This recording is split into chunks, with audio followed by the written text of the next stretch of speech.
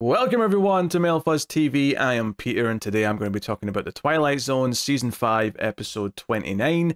It's called The Jeopardy Room. So spoilers for the episode.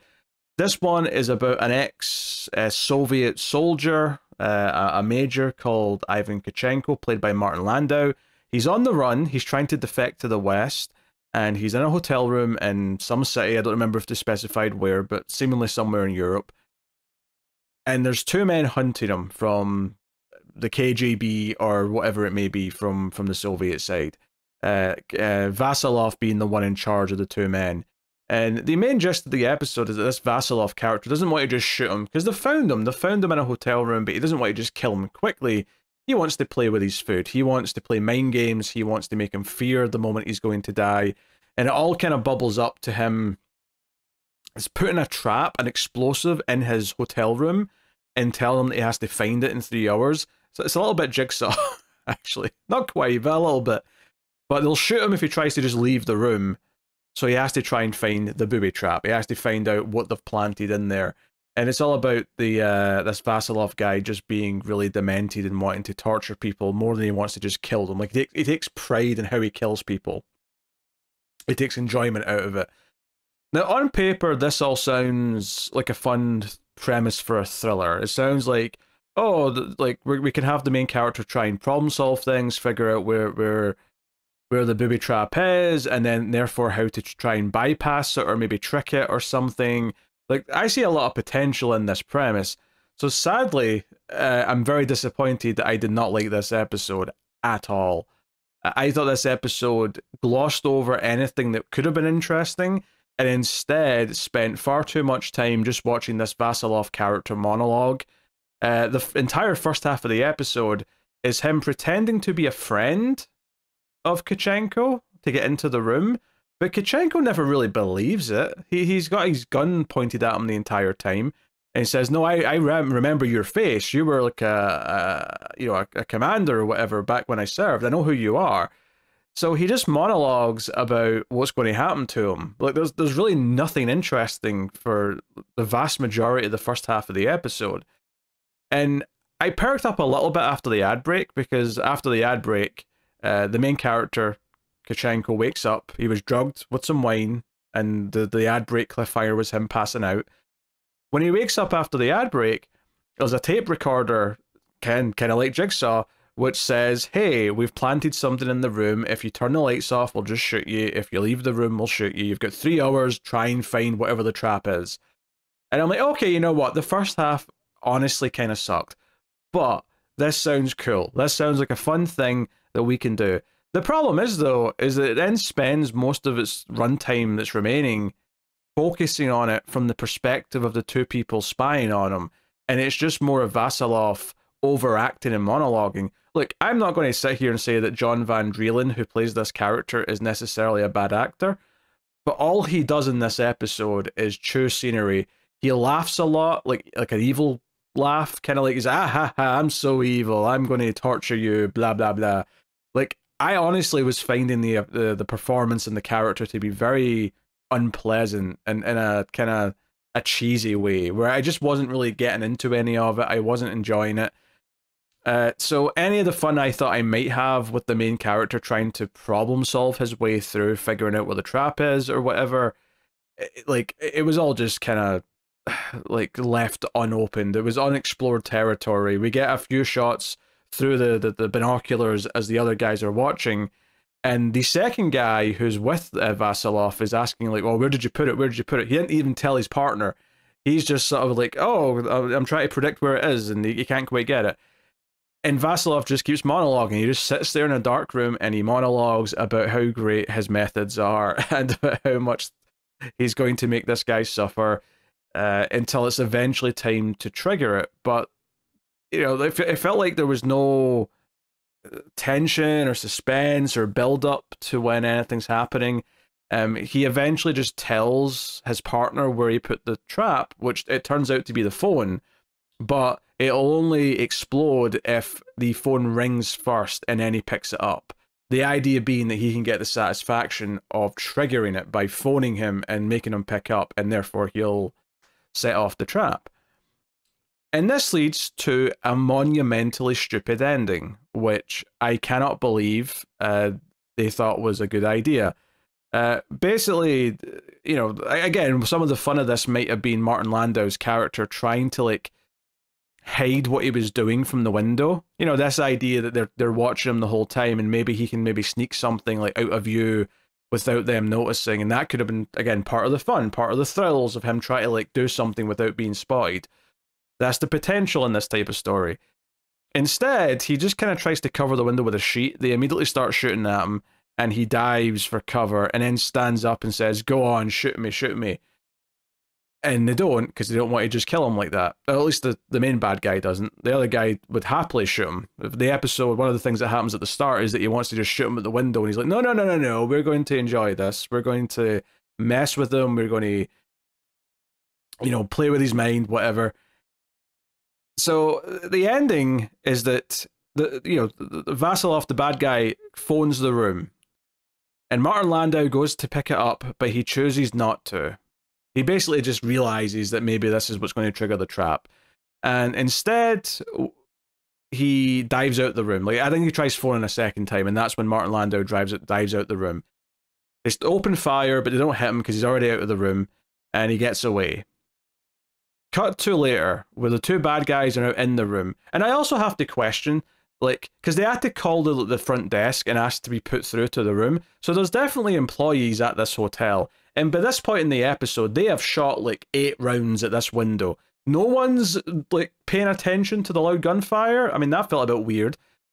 But the ending is they're in the room. The two bad guys are in the room, and they're looking around, and the second guy's like, "Oh man, I bet you wish we just shot him now." And the Vasilov's like, "No, no, no, no, no. We'll just get him in the next city. He's resourceful, but I'm great at what I do. We'll just find him again, and I'll keep playing with him until we get to kill him. It's going to be great." And then the phone rings in the room.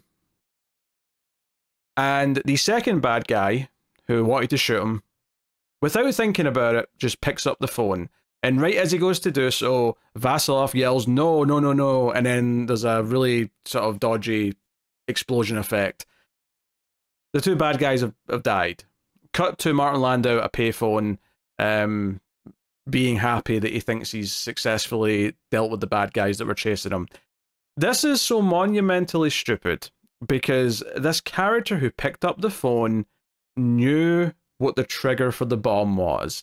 He was told not just that it was involved with the phone, he was told exactly how it worked. And maybe they're trying to sell this as he's a bit of an idiot and he's just kind of forgotten in the moment. I don't care. As soon as that phone started ringing, I knew it was they shouldn't pick it up.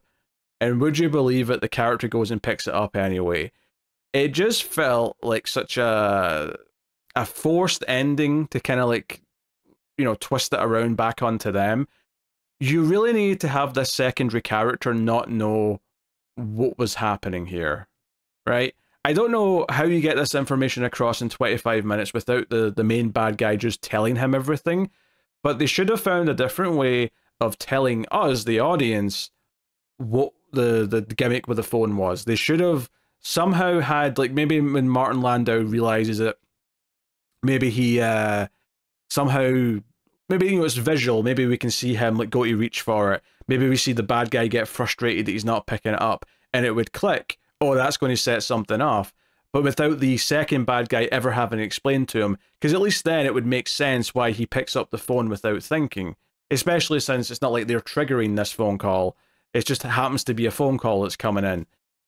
But no, he just picks it up. He heard every single detail. He knew it had to ring. He knew it had to be picked up. He knew there was a bomb in it. And he still did it anyway, and it just annoyed me. I found the ending of this episode to just flat out be annoying, because it felt like it was treating the audience like we were idiots, honestly. I thought it was really stupid.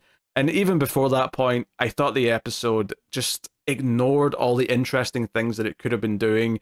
Like, we could have had an episode looking for clues in the room about what the hidden thing is. Even if there was a hidden thing, part of me expected a twist where there was no hidden thing. It was just about messing with them. But no, there was just a bomb in the phone, and we get this ending. Yeah, this was a dud. This was a dud in almost every sense of the word for me. I don't feel like we get to do anything interesting with the characters that we have. I don't really think they have chemistry. I think the main bad guy just monologues and laughs like a maniacal evil man, and that's it. Like, I think he's paper thin.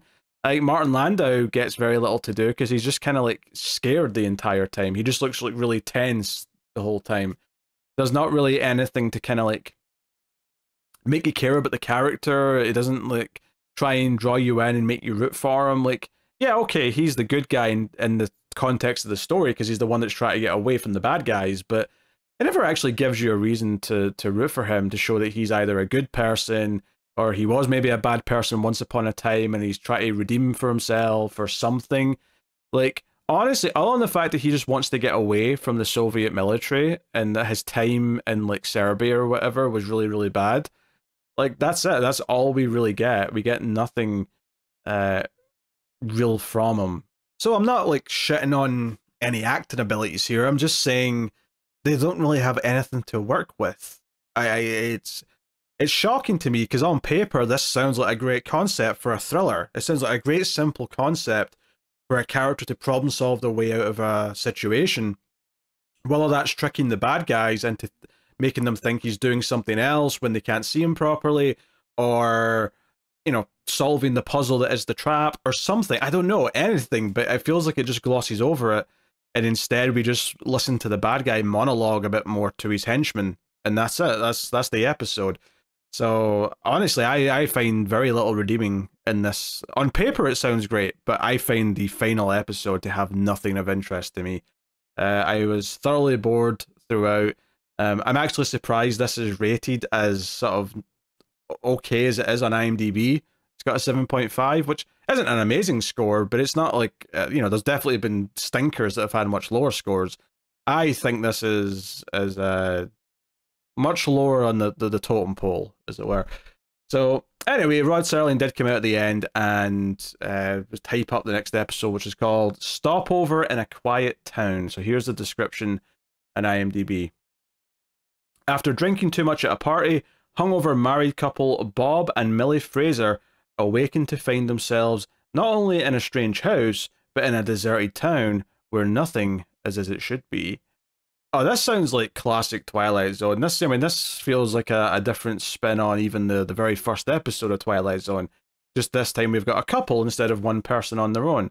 So, potential, obviously. These types of short stories can be great. So we'll see how it is. But yeah.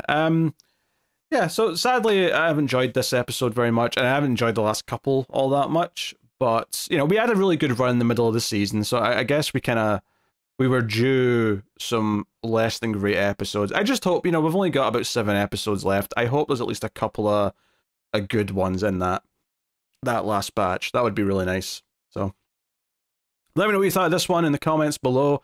Like, subscribe, all that usual stuff, and of course you can support all the content over at patreon.com/MailFuzzTV. I wouldn't be able to do all this without all the support over there, or via YouTube memberships or anything else like that. All of it helps. So thank you very much for joining me. I do appreciate it. Keep watching TV in the Twilight Zone.